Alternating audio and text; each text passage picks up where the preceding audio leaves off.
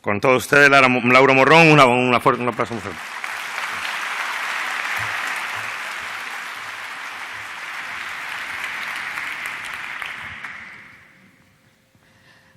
Hola a todos. Hace unos años, Daniel Torregrosa, en su estupendo blog Ese punto azul pálido, nos hacía una pregunta. Nos preguntaba quién es o fue el mejor divulgador de la historia. Y hoy lo que quiero es presentaros a mi candidata al título. La primera persona en escribir un libro de ciencia comprensible para una persona con poca formación en la materia. Una divulgadora que conocí gracias a un excelente artículo de César Tomé en el que la llamaba la Asimov del siglo XIX. Un apelativo perfecto para la gran divulgadora que fue Jane Marcet. Jane, nacida Haldeman, nació en Londres el 1 de enero de 1769, en una familia de comerciantes y banqueros. De pequeña se crió en casa y se educó en casa junto a sus 11 hermanos, sin que hicieran distinción por cuestiones de género. Estudió biología, química, latín e historia. Pero, desafortunadamente, a los 15 años murió su madre y tuvo que asumir el mando de la familia.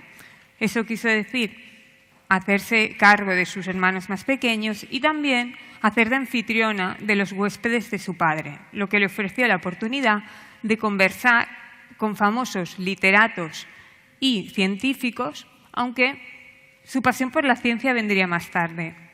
Antes se sintió muy atraída por la pintura, gracias a un viaje que hizo a los 17 años con su padre a Italia, y en el que tuvo la oportunidad de aprender de los retratistas ingleses Joshua Reynolds y Thomas Lawrence. Además, esta formación artística la convertiría más tarde en la propia ilustradora de sus obras. Yo, como no soy como Jane, que mi formación artística es con un 6 y un 4, aquí tienes tu retrato, he tenido la suerte de contar con el talento de Ana Jiménez de Gatetes para que me ilustre la charla. No con suerte. Pero volvamos con nuestra Jane, que en 1799 se casó con Alexander John Gaspard Marcet, un cliente de su padre que, durante los conflictos que hubo en Ginebra, su ciudad natal, a finales del siglo XVIII, estuvo brevemente encarcelado y también condenado a 5 años de destierro, lo que aprovechó para irse a estudiar medicina a Edimburgo y más tarde fue a Londres y primero hizo de asistente médico, pero finalmente se licenció en el Royal College of Physicians. Alexander hizo clases de química durante 14 años en el Hospital Guy, hasta que, gracias a la herencia que les dejó el padre de Jane, pues ya pudo abandonar la práctica clínica para dedicarse totalmente a la química. La verdad es que le apasionaba esta asignatura, de manera que cuando Jane empezó a mostrar interés por ella, pues disfrutaba explicándole los principios científicos a partir de experimentos que hacían en su laboratorio casero. Alexander también fue quien le aconsejó que fuese a unas conferencias que ofrecía el químico Humphrey Davy en el Royal Institution de Londres. Allí, el objetivo de aquellas charlas, un poco como aquí, era hacer partícipe a la ciudadanía de los conocimientos de química de la época. Y la verdad es que Jane disfrutó, le gustaron las charlas, pero se quedó con un regusto amargo, porque había demasiados conceptos que le quedaban confusos. Así que decidió tomar cartas en el asunto. ¿Y qué es lo que hizo? Pues decidió contribuir a la educación femenina de manera que otras mujeres no experimentasen esa sensación.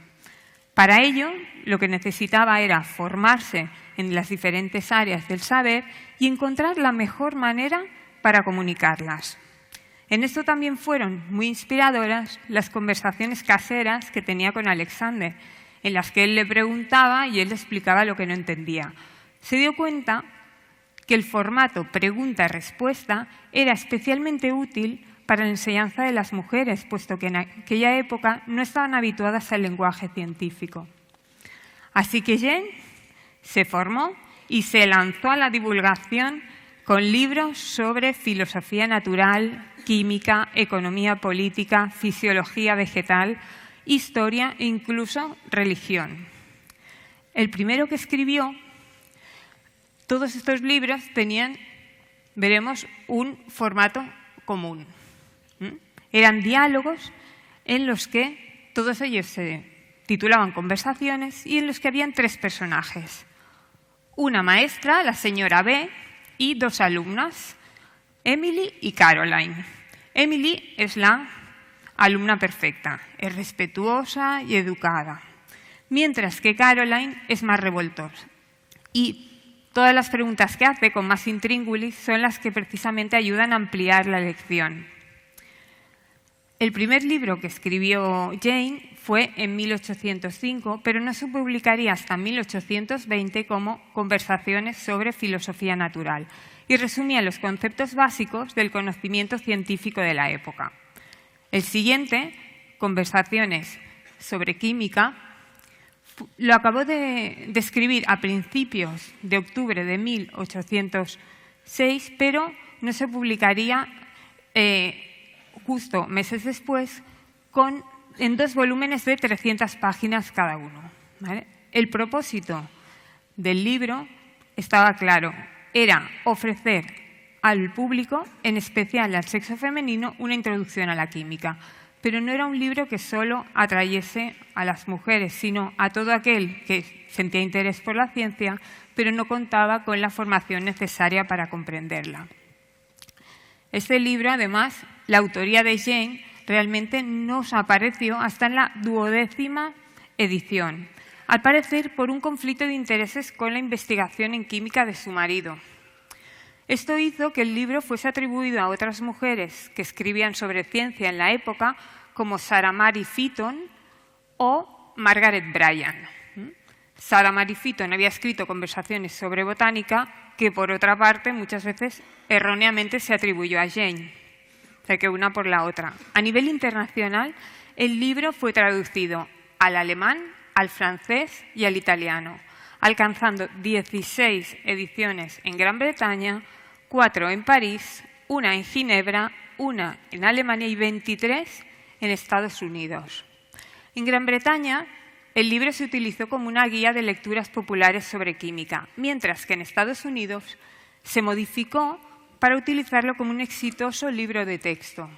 Solo deciros que cuando Jane tenía ya 84 años y la edición de Gran Bretaña era la 16ª, el libro ya había vendido 20.000 copias en Gran Bretaña y 140.000 en Estados Unidos. Además, este libro se caracterizó por su precisión y rigor, puesto que Jane siempre estuvo atenta a su continua actualización. Por ello, a resultas de ello, me está haciendo Michael Faraday recibió una carta de Jane en la que le pedía incorporar sus descubrimientos a la siguiente edición, cosa que le hizo muchísima ilusión a Faraday, porque gracias a la lectura del libro de Jane había desarrollado su interés por la química y había decidido dedicarle su vida. Humphrey Davy también recibió la visita de Jane cuando le pidió incorporar los 2 elementos que había descubierto, el sodio y el potasio. Jane, además, a nivel personal, los Marcet se fueron a vivir a Ginebra en 1820. Por desgracia, Jane murió, Alexander murió 2 años después y ella, tras recuperarse, volvió a Londres, donde siguió actualizando sus libros y escribiendo otros nuevos. El material más nuevo lo dedicó a los más pequeños, seguramente pensando en sus nietos. Su gramática para María se convirtió en todo un clásico. Jane nos enseñó que el ingrediente básico para divulgar es la pasión. Y a mí me gustaría dedicar esta charla a una persona cuya pasión llevó a fundar una editorial, cuya pasión transmite a todas las personas que tiene alrededor y que particularmente a mí me ha dado la oportunidad de dedicarme a lo que más me apasiona. Dedico esta charla a mi divulgadora favorita, que es Ollana Iturbide.